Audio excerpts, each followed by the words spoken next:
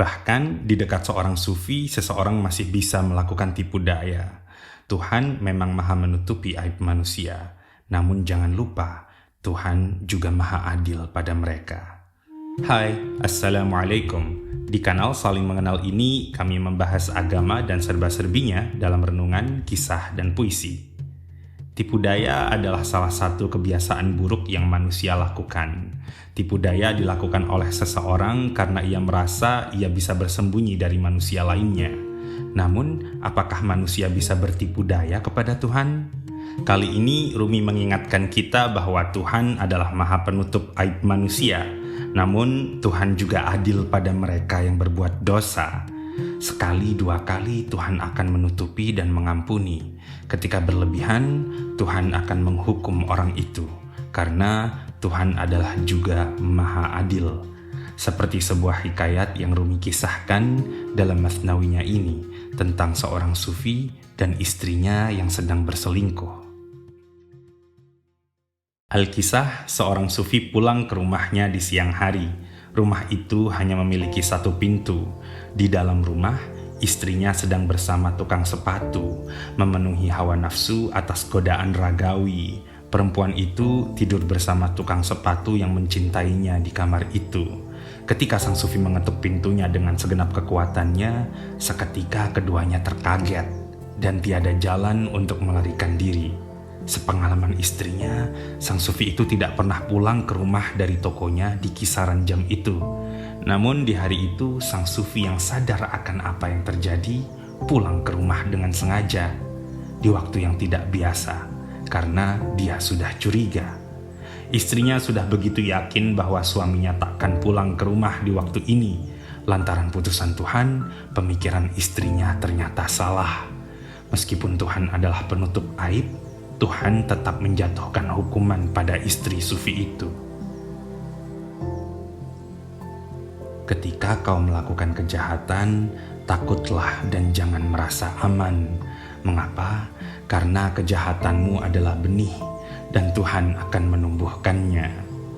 Tuhan menutup aib kejahatan itu sesaat saja, namun di ujungnya duka cita dan malu lantaran aib kejahatan itu akan menghampirimu. Pada masa kepemimpinan Umar, Amirul Mukminin itu menyerahkan seorang pencuri pada algojo dan polisi. Si pencuri itu menjerit dan berkata, "Wahai pangeran negeri ini adalah kejahatan pertamaku, mohon ampuni aku." Umar menjawab, "Maha suci Allah, hingga dia mesti menghukum dengan hukuman yang kejam untuk kesalahan pertama kalimu."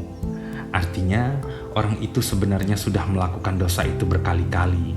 Namun, ini adalah pertama kali ia tertangkap oleh Umar sendiri. Tuhan menutup aibmu berkali-kali agar dia bisa menampilkan keutamaan kasih sayangnya. Namun kemudian dia menghukummu agar dia bisa menampilkan keadilannya. Agar dua sifat keutamaan kasih sayang dan keadilan ini bisa menampil, keutamaan kasih sayang Tuhan artinya agar bisa memberi harapan, keadilan Tuhan artinya agar memberi pencegahan. Sedangkan istri sufi itu sebenarnya telah melakukan kekejian ini berkali-kali. Kejahatan itu berlalu dengan ringan dan terasa sepele baginya. Akalnya yang lemah kala itu tidak menyadari bahwa kendi bisa tumpah dan tidak selamanya utuh membawa air dari sungai. Putusan Tuhan membawanya pada kesulitan semacam itu, bagaikan kematian mendadak pada seseorang yang munafik. Tiada jalan, kawan maupun rasa aman. Perempuan ini dan selingkuhannya di kamar keji itu tak berdaya seketika lantaran kesulitan ini. Sang sufi berkata dalam batinnya, "Kalian berdua berdebah, aku akan balas dendam kepada kalian, namun dengan kesabaran. Tapi kali ini aku akan berpura-pura tidak tahu, sehingga orang-orang tidak tahu tentang berita ini. Dia yang menampilkan kebenaran akan balas dendam kepadamu diam-diam, sedikit demi sedikit, seperti penyakit batuk kering." Tukang sepatu itu adalah bagaikan penderita sakit batuk kering. Penderita batuk itu menyusut tanpa henti bagaikan salju yang mencair. Dikiranya dirinya semakin membaik dari waktu ke waktu, padahal kenyataannya ia semakin menyusut dan musnah. lantaran perbuatan buruknya sendiri. Sedangkan perempuan yang selingkuh itu tidak punya kamar rahasia. Ia tidak punya ruang bawah tanah, lorong maupun jalan menuju ke atapnya. Tiada tungku api yang bisa lelaki itu jadikan tempat untuk sembunyi.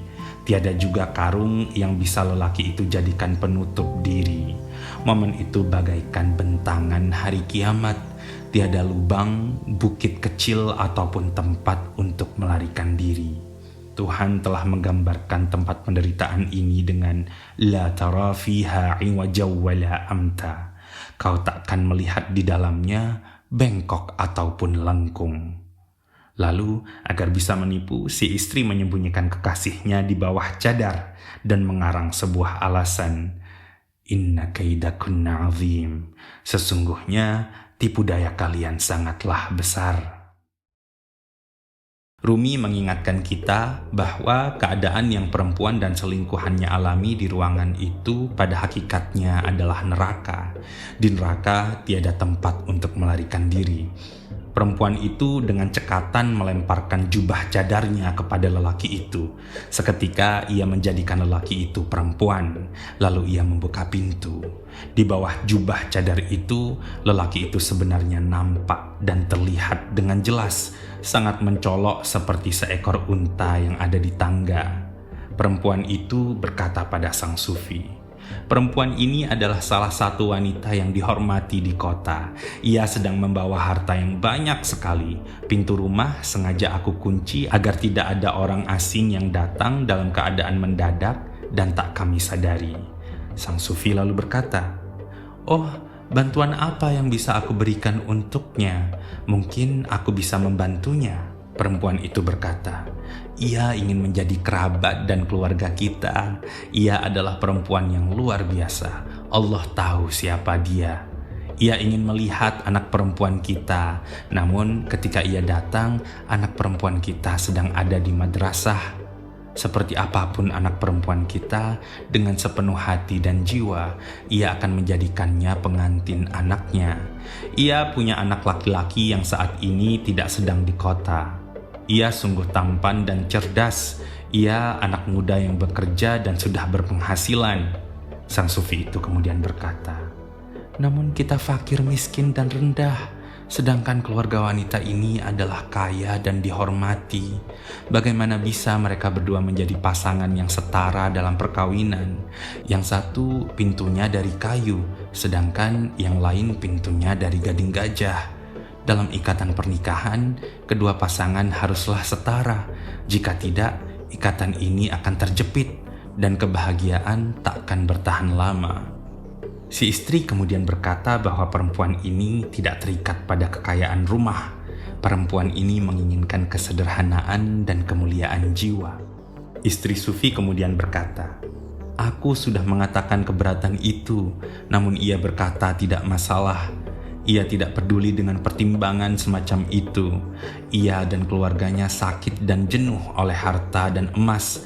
Mereka tidak seperti orang-orang pada umumnya yang tamak akan harta. Tujuan mereka adalah kesederhanaan, kesucian, dan kesalehan.